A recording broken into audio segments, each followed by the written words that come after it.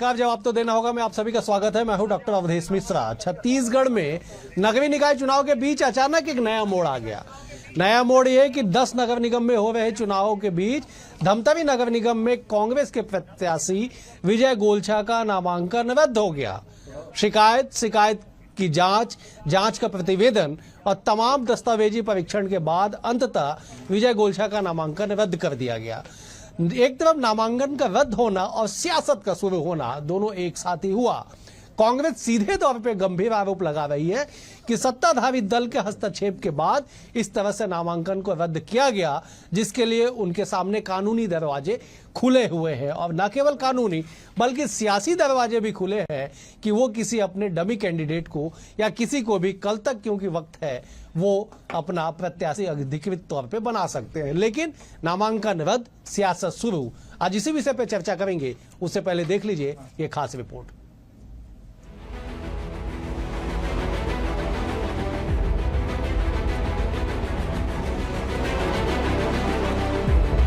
नगरीय निकाय चुनाव के लिए मतदान से पहले ही कांग्रेस पर सियासी संकट के बादल मंडरा रहे हैं। छत्तीसगढ़ में मतदान तो वैसे आने वाली 11 फरवरी को है, लेकिन उससे पहले ही नतीजे आने लगे हैं। ऐसा इसलिए क्योंकि कांग्रेस से धमतरी नगर निगम महापौर प्रत्याशी विजय गोलछा का नामांकन रद्द हो गया है। इसके साथ ही कई निकाय ऐसे भी हैं जहां से बीजेपी अपने पार्षदों के निर्विरोध जीतने का दावा कर रही है। कांग्रेस और बीजेपी दोनों पार्टियों के लिए ये सियासी संकट कई और जगहों से सामने आ रही है। धमतरी में कांग्रेस मेयर प्रत्याशी विजय गोलछा का नामांकन निरस्त। भाजपा ने निगम ठेकेदार और लाभार्थी होने पर आपत्ति जताई थी। रिटर्निंग ऑफिसर ने दोनों पक्षों को सुना और फिर किया नामांकन रद्द। छत्तीसगढ़ में 4 जगह वोटिंग से पहले ही 4 पार्षद भी जीत गए। बिलासपुर और दुर्ग में एक कटघोरा नगर पालिका से 2 प्रत्याशियों को वॉक ओवर। अब कांग्रेस बीजेपी के बीच जमकर सियासी तकरार शुरू। बीजेपी और कांग्रेस के बीच प्रत्याशियों को लेकर चली शिकायती पंचायत सिर्फ धमतरी में ही नहीं बल्कि कांग्रेस की तरफ से बिलासपुर नगर निगम महापौर प्रत्याशी पूजा विधानी के खिलाफ भी रही। इसके बाद खबर सूरजपुर से भी निकली कि विश्रामपुर नगर पंचायत से कांग्रेस से अध्यक्ष प्रत्याशी नीलम यादव का नामांकन रद्द कर दिया गया है। नगरीय निकाय चुनाव और पंचायत चुनाव में नामांकन रद्द होने को लेकर कांग्रेस हमलावर है। कांग्रेस का कहना है कि तरह तरह के हथकंडे अपनाए जा रहे हैं ताकि कांग्रेस चुनाव न लड़े। चुनाव परिणाम क्या आएगा ये जनता तय करेगी, बीजेपी नहीं। चुनाव के डर की वजह से बीजेपी कांग्रेस के प्रत्याशियों के साथ ऐसा कर रही है। वहीं बीजेपी ने कहा है कि कांग्रेस के ही लोग आरोप लगाते हैं कि पैसा लेकर कांग्रेस में टिकट दिया जाता है। चुनाव लड़ने की श्रेणी में नहीं आने वालों को कांग्रेस पार्टी ने टिकट दिया है। इस वजह से कांग्रेसियों का नामांकन निरस्त हो रहा है। धमतरी के अलावा बात करें, कई ऐसे जिले हैं जहां सत्ता का दुरुपयोग कर कांग्रेस पार्टी के प्रत्याशियों को चुनाव लड़ने से रोकने के लिए कई तरह के हथकंडे अपनाए जा रहे हैं। लेकिन इससे कांग्रेस पार्टी डरने वाली नहीं है। पूरी कांग्रेस पार्टी हमारे एक कार्यकर्ताओं के साथ मजबूती के साथ खड़ी है। के विधायक लोग आरोप लगा रहे हैं कि पैसा लेकर टिकट देते हैं करके, ऐसा सारे चैनलों में भी दिखाया, पेपर में भी पढ़ा मैंने। तो उससे समझ में आता है कि जो लाभ प्राप्त जो लोग हैं, जो चुनाव लड़ने की श्रेणी में नहीं आते हैं, ऐसे सब लोगों को कांग्रेस पार्टी ने कहीं न कहीं टिकट दिया है। तो इस कारण जो है उनका निरस्त हो रहा है और निरस्त करने का अधिकार चुनाव अधिकारी को है। अब चुनाव से पहले ही नतीजे घोषित होंगे और सियासी दल बयानबाजियां करेंगी तो हलचल भरपूर देखी जाएगी। इधर नामांकन रद्द होने के बाद कांग्रेस पार्टी अपने प्लान बी में अमल करते हुए भी दिखाई देगी, लेकिन उससे पहले कांग्रेस के बीजेपी पर गंभीर आरोप कई सवालों को खड़ा कर चुके हैं। वहीं नामांकन रद्द होने को लेकर कानूनी किताबों में नियमों को तलाशना शुरू हो चुका है। बहरहाल नामांकन रद्द होने के बाद सियासत तो शुरू हो चुकी है, लेकिन नगरीय निकाय के लिए मतदान 11 फरवरी और पंचायत चुनाव के लिए 17, 20 और 23 फरवरी को होना है, जिसके बाद नतीजों में ही पता चलेगा कि आखिर किसके आरोपों में कितना दम है। Bureau report, Chhattisgarh. रिपोर्ट को देख के आप समझ गए होंगे कि कैसे नामांकन रद्द और सियासत शुरू हो चुकी है। आज इसी विषय पर चर्चा कर लेते हैं। 3 बेहद ही खास और विद्वान पैनल हमारे साथ मौजूद है। पहले मैं उनका तारुफ आपसे करा देता हूं। बीजेपी की ओर से प्रवीण साहू जी है, विद्वान नेता है, प्रवक्ता है। प्रवीण जी, आपका बहुत स्वागत है। कांग्रेस की ओर से अजय गंगवानी जी है, वरिष्ठ नेता है, विद्वान प्रवक्ता है। अजय जी, आपका भी स्वागत है। नगरीय निकाय चुनाव के एक्सपर्ट माने जाने वाले वरिष्ठ पत्रकार, राजनीतिक विश्लेषक के शर्मा जी हमारे साथ है।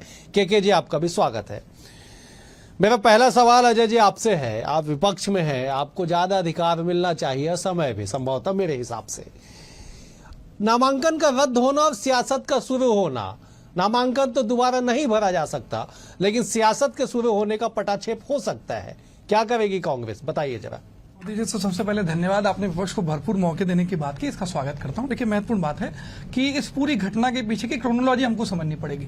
सबसे महत्वपूर्ण है कि स्पष्ट रूप से दिख रहा है कि भारतीय जनता पार्टी और इनकी सत्ता का दुरुपयोग करके हमारे महापौर का जानबूझकर नामांकन रद्द करने की साजिश और षड्यंत्र किया गया। ये जो मैं बातें कह रहा हूं, इसके पीछे के मैं प्रमाण भी दूंगा। सबसे महत्वपूर्ण बात है कि स्पष्ट हम कह रहे हैं कि मुख्यमंत्री निवास से जो धमतरी के कलेक्टर हैं उनके पास कॉल गया, उनको स्पष्ट रूप से दिशा निर्देशित किया गया कि जो नामांकन में आपत्ति दर्ज की गई है उसके आधार पर आपको नामांकन रद्द करना है। ये पूरी जिम्मेदारी से इस बात को कह रहा हूं, हमारी पूरी कांग्रेस पार्टी का आरोप है। अगर भारतीय जनता पार्टी इस आरोप को स्वीकार नहीं करती है तो खुली चुनौती देता हूं कि आप जो उसके कॉल डिटेल्स हैं 29 जनवरी के रात के, उसको आप सार्वजनिक करिए। दूध का दूध, पानी का पानी होगा, पहली बात। दूसरी बात, लगातार भारतीय जनता पार्टी जिस प्रकार से चुनाव को टालने का प्रयास करती रही, पहले अध्यादेश लाया गया, चुनाव को टाला गया, उसके बाद 6 महीने का विधेयक बढ़ाने के लिए लाके कानून के रूप में पारित किया गया, फिर जनता की घोषणा के लगातार उनके दबाव के बाद जो चुनाव लड़ने की बात की गई। दूसरी महत्वपूर्ण बात है, जिस धारा के अंतर्गत अवधेश जी ये कहा जा रहा है कि नामांकन रद्द किया जा रहा है, उस धारा में स्पष्ट उल्लेख है कि कोई भी व्यक्ति अगर महापौर को चुनाव निर्वाचित हो जाता है, या महापौर का या नगर पालिका अध्यक्ष का, उसके बाद किसी प्रकार से जो है नगरीय निकाय और संबंधित विभाग से प्रॉफिट लेने की स्थिति में नहीं है। लेकिन यहां स्थिति ये बात नहीं है। दूसरी महत्वपूर्ण बात कि जो आरोप हमारे प्रत्याशी विजय गुलछा पे लगाया जा रहा है, वो नगरीय निकाय से रजिस्टर जो है ठेकेदार भी नहीं है। पहली बात, उन्हीं के द्वारा जिसके आरोप लगाया जा रहा है कि नगरीय निकाय से प्रॉफिट लिया गया, वही नगरीय निकाय उनको NOC certificate, no due certificate देता है। तो नामांकन के माध्यम से जो प्रक्रिया का पालन किया जाना चाहिए था, वो पूरी प्रक्रिया का पालन किया गया है। महत्वपूर्ण बात यह है कि आज धमतरी कलेक्टर जिस प्रकार प्रशासनिक दबाव में जो जानबूझकर नामांकन रद्द करने का प्रयास किया जा रहा है, हम 2 कार्रवाई चाहते हैं। पहली बात, हमने चुनाव को स्पष्ट रूप से कहा कि ऐसे जो कलेक्टर हैं जो सीधा सीधा चुनाव को प्रभावित करने का प्रयास कर रहे हैं, उनको उसके पद से हटाया जाए। दूसरा, हम न्यायिक प्रक्रिया का पालन करेंगे। हम कानून और संविधान का पूरा सम्मान करते हैं, हम उस प्रक्रिया का भी पालन करेंगे, सही मंच पे बात रखेंगे। लेकिन महत्वपूर्ण बात है कि जिस प्रकार से जानबूझकर टारगेटेड उससे प्रयास किया जा रहा है, ये किसी प्रकार से स्वीकार्य नहीं है। और ये इकलौता उदाहरण नहीं है। आज विश्रामपुर में हमारी नीलम यादव जानबूझकर रद्द किया गया। एक आखिरी महत्वपूर्ण बात कह रहा हूं, जो चुनाव का ऑथेंटिक आंकड़ा है अवधेश जी, उन्होंने स्पष्ट रूप से कहा 89 जो है नामांकन रद्द किए गए हैं, जिसमें से 80% से ज्यादा जो है वो कांग्रेस प्रत्याशियों के हैं। उसके अलावा महापौर के 2 और नगर पालिका अध्यक्ष के 17। और ये जितने भी नामांकन रद्द किए गए हैं, वहां पे सीधा सीधा कांग्रेस को प्रभावित करने का प्रयास किया गया। दंतेवाड़ा, कोरबा, बिलासपुर, दुर्ग, यहाँ भी हमारे प्रत्याशियों का नामांकन। चलिए, मैं लौटूंगा आपके पास। मैं एक बार प्रवीण जी का रुख कर लेता हूं, लेकिन आपके पास एक सवाल छोड़े जाता हूं। 10 नगर निगम में कांग्रेस या बीजेपी या अन्य लोग चुनाव लड़ रहे हैं, एक नगर निगम पे टारगेट क्यों? आप सवाल को नोट करिएगा, अपने टाइम पे जवाब दीजिएगा। एक नगर निगम पे टारगेट क्यों? और दूसरी बात, जिस आधार पे बीजेपी, मतलब माफ कीजिएगा, कांग्रेस कह रही है कि नामांकन रद्द किया गया, उस पूरे अधिनियम की कॉपी मेरे हाथ में है। नगर पालिका अधिनियम 1956 की धारा 17/2, ये 4 पन्ने के अधिनियम की कॉपी और जजमेंट की कॉपी मेरे पास मौजूद है। मैं लौटूंगा आपके पास। मैं जब प्रवीण जी का रुख करूं, प्रवीण जी, सीधे राजनीति सवाल का जवाब कि सीएम हाउस से कलेक्टर को कॉल किया गया कि आपत्ति के आधार पर नामांकन को निरस्त कर दीजिए, क्या जरूरत पड़ गई इस तरह की बातों को करने की? देखिए, सबसे पहले भारत माता की जय कहूंगा। आप सभी को नमस्कार, प्रणाम। देखिए, दीपक बैद जी के वक्तव्य को बहुत ध्यान से सुन रहा था। कि 29 जनवरी को कहते हैं कि उनको जानकारी होती है कि कलेक्टर ऑफिस में फोन आता है सीएम कार्यालय के माध्यम से कि भाई ऐसा करिए। भाई 29 तारीख को आपको जानकारी होती है तो आजकल तो सोशल मीडिया का युग है, आप उस प्लेटफॉर्म पर क्यों नहीं गए? आप निरस्त होने नामांकन के निरस्त होने की प्रतीक्षा क्यों कर रहे थे? निश्चित रूप से प्रदर्शित करता है कि कांग्रेस पार्टी जो है लापरवाही पूर्वक कार्रवाई कर रही है। 20 तारीख से 20 जनवरी से प्रदेश में आचार संहिता लग चुकी है। जो भी प्रत्याशी ये जो महत्वाकांक्षा रखते थे या जितने भी दावेदार थे सभी के सभी अपनी तैयारी करते हैं। तो भाई अगर हम बात करें तो सामान्य व्यक्ति जो पार्षद का भी दावेदार है या पंच का भी दावेदार है, सरपंच का दावेदार है, वो अपने दस्तावेज को रेडी करके रखता है। और जब आप व्यक्ति अगर महापौर की प्रत्याशा कर रहा है तो निश्चित रूप से उनको तो अपने दस्तावेज पहले से तैयार रखने चाहिए। और आदरणीय हमारे भाई अजय जी कह रहे थे कि भाई वो ठेकेदार नहीं है। आदरणीय दीपक बिजी ने अपने वक्तव्य में कहा कि बाजू में बिठा के भी ठेकेदारी करते थे। तो भाई आप ही के वक्तव्य में कह सकते हैं कि दोहरा रवैया है। मेरी बात को कंप्लीट होने दीजिए। दूसरा विषय देखिए, केवल धमतरी की हम बात नहीं करते, बिलासपुर के वार्ड 13 की बात करूं, कटघोरा के 2 वार्ड क्रमांक 13 हो या 18 की बात करूं या दुर्ग के वार्ड क्रमांक 21 की बात करूं, कई स्थानों पर कांग्रेस के प्रत्याशियों ने बिना डर या बिना प्रलोभन के नामांकन वापस ले लिया। दुर्ग के वार्ड नंबर 21 में तो कांग्रेस प्रत्याशी श्रीमती मीरा सिंह जी ने जो है नामांकन वापस लेते हुए कहा कि देखिए जो भी किसी कारणवश में नामांकन वापस ले रही है। तो निश्चित रूप से प्रदर्शित हो रहा है कि कांग्रेस पार्टी के कार्यकर्ता है या जितने प्रत्याशी डरे हैं, घबराए हैं। क्योंकि देखिए पिछले अगर बात करें तो लगभग 10 साल औसतन कर लूं तो नगर निगम हो, नगर पालिका हो या नगर पंचायत हो, इनकी सत्ता रही है नगर निगम में, नगर पंचायत क्षेत्रों में। लेकिन जो जनता के मूलभूत विषय है, चाहे वो बिजली हो, पानी हो या सड़क हो, इस पर कोई काम नहीं हुआ है। इसलिए इनके प्रत्याशी डरकर घबरा रहे हैं और भाग रहे हैं। रायपुर राजधानी की बात करता हूं, आप जानते हैं कि यहाँ पर 70 प्रत्याशी होने चाहिए अधिकृत रूप से, लेकिन कांग्रेस पार्टी में देखिए अगर कहे इतना अंतर कला है कि 70 में अधिकृत रूप से केवल 66 लोग की सूची आती है। आज तक 4 लोगों को अधिकृत रूप से चिट्ठी के माध्यम से प्रत्याशी घोषित नहीं किया है। तो निश्चित रूप से दिखाता है कि कांग्रेस पार्टी में एकजुटता की कमी है। मैं लौटूंगा जब एक बार केके जी का रुख करूं। तो केके जी, तमाम घटनाक्रम आपके सामने मौजूद है, आपने लगातार इसका अध्ययन भी किया है। अब जरा इसका असर बता दीजिए कि अब तो नामांकन रद्द, सियासत शुरू, लेकिन इसका असर क्या होगा? कांग्रेस कह रही है कि हम कानूनी सलाह लेंगे। साहब कल आखिरी दिन है, कब लेंगे कानूनी सलाह? दूसरी बात, जिस दस्तावेज का मैं जिक्र कर रहा हूं, जिसमें बार बार ये बात निकल के आ रही कि विजय गोलछा जो है वो ठेकेदार नहीं है, ठेकेदारी नहीं करते हैं। इस दस्तावेज में लिखा हुआ है कि Vijay Golchha electrical and civil construction work, जिनका रजिस्ट्रेशन 26/9/2022 से 25/9/2027 तक चीफ इंजीनियर लोक निर्माण विभाग रायपुर छत्तीसगढ़ से इलेक्ट्रिकल सर्टिफिकेट जारी हुआ है, ये पूरा दस्तावेज कहता है। जरा आप राजनीतिक इस पर समीक्षा कर दीजिए एक बार केके जी कि इसका असर क्या होगा। अवधेश जी, एक तो पहला आरोप जो कांग्रेस बड़ा आरोप लगा रही है कि सीएम हाउस से गया है फोन, तो ये अभी पुष्टि और जांच का विषय है, किस ढंग से जांच हो पाती नहीं। लेकिन अधिकृत रूप से जो नामांकन खारिज हुआ है उसमें ये बात भी आप देखिए, उसमें कहीं होगा कि 2 लाख रुपए उसका ठेकेदारी करने के लिए जमा है, लेकिन 2 लाख रुपए के जमा है और वो 1 साल से वहां काम नहीं कर रहा है, ये भी बात आ रही। तो शायद काम नहीं कर रहा है इसलिए उसका ध्यान नहीं गया किस प्रकार से मैं ठेकेदारी करता हूं। ठेकेदार लोगों को टिकट देने की आवश्यकता क्यों पड़ती है, एक बड़ा सवाल जनता की ओर से। ठेकेदार से या अपने भाई या किसी अन्य रिश्तेदारों के माध्यम से ठेकेदारी करने वाले नगर निगम, नगरीय निकाय या पंचायतों में देखेंगे कितने प्रत्याशी हैं, ये अलग जांच का विषय है, जनता को इसको समझना है। दूसरी चीज है, नोटिस यदि दिया गया है वहां नगर निगम के अधिकारियों के द्वारा, तो यह बिल्कुल आपत्तिजनक है कि जब उसके 2 लाख रुपए जमा है वहां पे, वो बिजली का ठेकेदार है और 1 साल से काम नहीं कर रहा है, तो किस ढंग से उसको नोटिस मिला, क्या उस पर कार्रवाई होगी? तीसरी चीज है कि हमेशा इतने बड़े राजनीतिक दल में जो कानूनी सलाह की बात कर रहे हैं, तो कानूनी सलाह तो पहले लिया जाना चाहिए कि हर पार्षद और महापौर या अध्यक्ष प्रत्याशी के साथ वकील नियुक्त किया जाता है जो उसकी सलाह के अनुसार पूरा फॉर्म भरता है। तो कई जगह जो आ रहा है जाति प्रमाण पत्र ही जमा नहीं है, इसकी बात होती है। और तीसरी चीज, राजनीतिक दल हमेशा इस प्रकार से, खासकर विपक्षी, इस बात का ध्यान रखते हैं कि डमी कैंडिडेट हमेशा उतारा जाता है हर क्षेत्र में, ताकि वहां पे लेकर के पहला वाला यदि खारिज होता है तो दूसरा स्टैंड हो जाए। क्या खरीदी बिक्री का आरोप ये नगरीय निकाय ने, आप तो ऊपर चुनाव में भी देख चुके हैं किस ढंग से कांग्रेस प्रत्याशी मैदान से हट गया था, इतना बड़ा कांड हुआ छत्तीसगढ़ में। यह कहने का तात्पर्य यह है कि इस पूरे मामले में देखेंगे चारों में, नगर पंचायत अध्यक्ष है, उसकी पत्नी चुनाव लड़ रही है, नगर और उसका नामांकन जो है वो जाति के कारण खारिज हो रहे थे, किस ढंग से तैयारी थी, या प्रत्याशी जो लास्ट समय में देर रात 3 बजे तक जिस ढंग से घोषित हुए, क्या समय नहीं मिला, एक बात है। दूसरी चीज ये है कि जो अभी सेकंड प्रत्याशी धमतरी में घोषित करने की बात की जा रही, तो कांग्रेस के पास अभी अवसर है। एक वहां पे जो सब्जी बेचने वाला है कांग्रेस का नीचे स्तर का कार्यकर्ता, क्या उसको देते हैं, या एक बड़ा प्रत्याशी 3 बार का पार्षद रहा हुआ है, उसकी पत्नी को टिकट नहीं मिली, उसने कल कांग्रेस से इस्तीफा दे दिया है, क्या उसका इस्तीफा को निरस्त करते हुए उसको स्टैंड किया जाता है।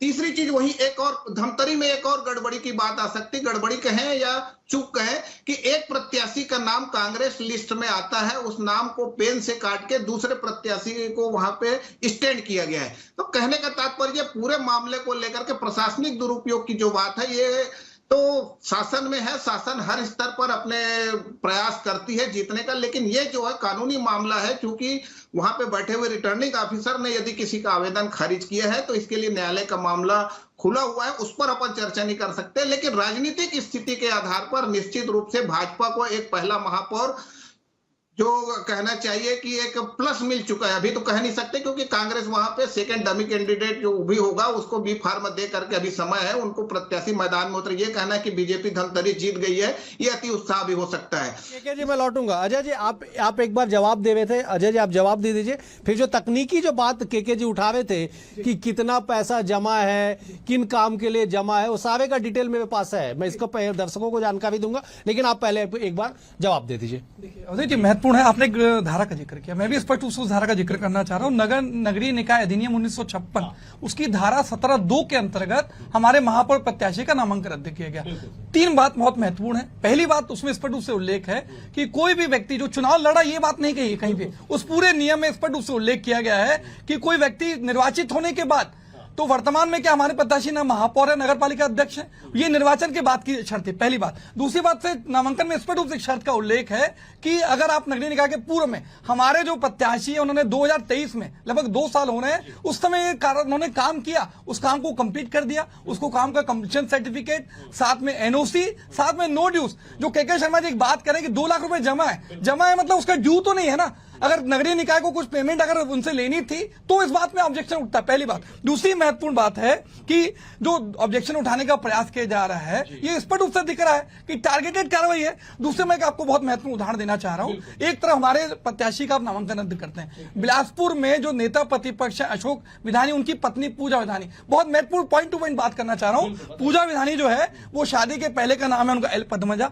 वो शादी के बाद अशोक विधानी का उनका सनेम हुआ पूजा विधानी, ये तेलुगु समाज से हैं। आज इन्होंने जो ओबीसी सर्टिफिकेट दिया है उसमें उड़िया समाज करके आज वो ओबीसी का सर्टिफिकेट दिया गया है। एक महत्वपूर्ण अधिनियम है कि कोई भी व्यक्ति अगर किसी राज्य में चुनाव लड़ता है तो उसका जो ओबीसी सर्टिफिकेट जाति प्रमाण पत्र है उसी राज्य का होना जरूरी है। यहाँ पे स्पष्ट रूप से है, मैं खुद ही चुनौती देता हूँ भाजपा के प्रवक्ता छोटे मित्र को कि वो बता दे कि जो पूजा विधानी का जो जातीय प्रमाण पत्र बना है क्या वो छत्तीसगढ़ से बना है। तो अगर वो वहां से नहीं है, न वो ऐसा व्यक्ति चुनाव लड़ सकता है, न यहाँ की सरकारी नौकरी में पात्र है। तो यहाँ पे हमारा जो कांग्रेस प्रत्याशी है उन्होंने स्पष्ट रूप से इसका उल्लेख किया। वहां के कलेक्टर जानबूझकर टारगेटेड रूप से, क्योंकि भारतीय जनता पार्टी की सरकार है, मुख्यमंत्री निवास सत्ता पक्ष के दबाव में कोई कार्रवाई नहीं करता, उसका नामांकन रद्द नहीं करता। जबकि हमारा, मैंने स्पष्ट रूप से आपकी धारा का उल्लेख किया कि धारा को उल्लंघन नहीं किया गया। दूसरी बात केके शर्मा जी कह रहे हैं हमारे पूरी जो कानूनी टीम है नामांकन की पूरी जांच की, प्रत्येक बिंदु का बिंदुवार जांच की गई थी। दूसरी महत्वपूर्ण बात है, मैं तो स्पष्ट रूप से बात कह रहा हूं कि ये जो केके शर्मा जी कह रहे हैं टारगेटेड रूप से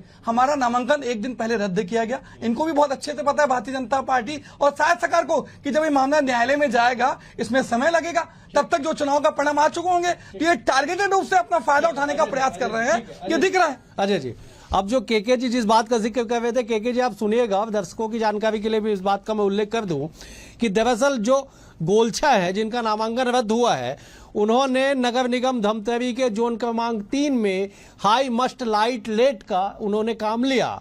सरल 11 कार्यों के लिए पहले निविदा जारी की गई, सरल क्रमांक नंबर 8 और 10 के लिए उन्होंने निविदा जारी की। L1 के आधार पर उन्हें काम मिला, जिसका कार्य आदेश 5/6/2023 को जो है 5/6/2023 को जारी किया गया। और इस बात का उसमें उल्लेख किया गया कि कुल जो है 10% आपको मेंटेनेंस के लिए जमा करना पड़ेगा। 2 तरह के शर्तें थी कि आपको 2 साल के लिए मेंटेनेंस करना है, जिसकी कार्य अवधि जो है, अजय जी आप भी सुनिएगा, जिसकी कार्य अवधि 14/11/2025 और 25/6/2026 को पूर्ण होगी। मतलब 2 साल तक के लिए उन्हें मेंटेनेंस करना है और मेंटेनेंस होने के एवज में उन्होंने 4 लाख रुपए कुल, जिसकी 2 राशि है, 1,46,225 और 1,70,022 रुपया उन्होंने जमा की। कुल लगभग 4 लाख रुपए उनके द्वारा जमा किया गया था। मेंटेनेंस कार्य पूर्ण होने के बाद उन्हें उस राशि को लौटा दिया जाता।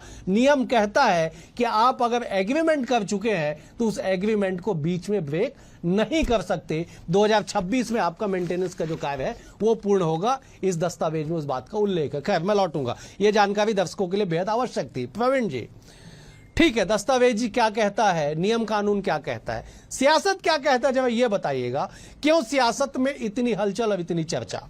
देखिए, सियासत में चर्चा इसलिए है क्योंकि कांग्रेस एकजुट नहीं है।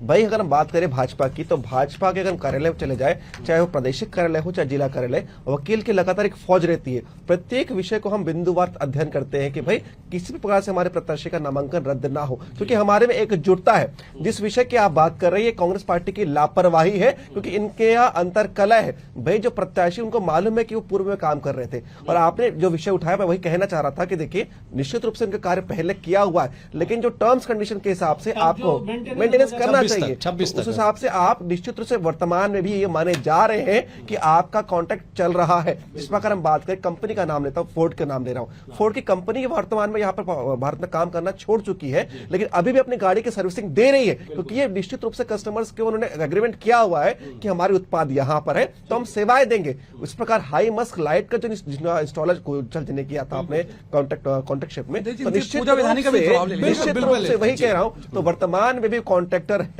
भाई, तो निश्चित रूप से ये लापरवाही जानकारी आ गई। पूजा विधानी पे सवाल उठ रहा है कि उनका जो कास्ट सर्टिफिकेट है उस पर आपत्ति की गई, निर्णय नहीं हो पा रहा अभी तक, उसमें भी थोड़ा एक बार सियासी तौर पे आप जवाब दे दीजिए। देखिए, प्रत्येक विषय पर हमारे अगर कहें तो देखिए हमारी नजर है, और देखिए रिटर्निंग अधिकारी स्वतंत्र रूप से काम कर रहे हैं, जिनको जो आपत्ति लगेगी वो करेंगे। निर्वाचन आयोग इस पर दृष्टि रखा हुआ है। माफी चाह रहा हूँ, मेरे डिस्टर्ब करने का प्रयास नहीं है, छोटी सी बात में स्पष्ट कह रहा हूँ। सीधे आपके पास आऊंगा, एक बार प्रवीण जी कंप्लीट। मैं वही कह रहा हूँ, देखिए ये तो निर्वाचन आयोग का प्रश्न है भाई, ये मैं उनका प्रवक्ता नहीं हूं, मैं अपने पार्टी का प्रवक्ता हूं, तो ये उनका विषय है, वो स्वतंत्र निश्चित रूप से काम कर रहे हैं, तो उनके संज्ञान में जो भी विषय है वो उनके पटल पर है, वो जो निर्णय लेंगे हम सभी को स्वीकार होगा। ठीक है। चलिए अजय जी, आप 10 सेकंड, आप कुछ आपत्ति उठा रहे थे जी। कह रहा हूं, देखिए, चुनाव एक संवैधानिक संस्था है। मैं स्पष्ट रूप से कह रहा हूं कि बस इससे जुड़ा मामला, इसलिए मैं स्पष्ट कर रहा हूं कि पहले क्या होता था, एक प्रतिपक्ष का नेता, एक प्रधानमंत्री और एक सुप्रीम कोर्ट के जज, ये 3 लोग जो रहते थे वो डिसीजन लेते थे कि कौन चुनाव का कमिश्नर बनेगा।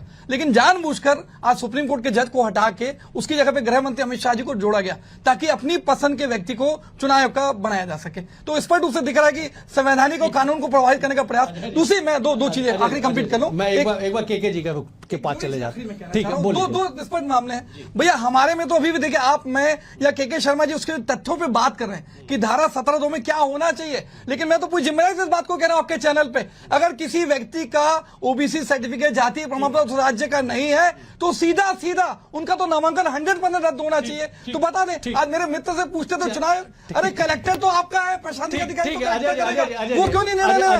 अजय जी आ रहा हूं मैं, एक छोटा सा कंफ्यूजन शायद मैं दूर कर देता हूं, या हो सकता है मैं उसमें ऐड कर देता हूं।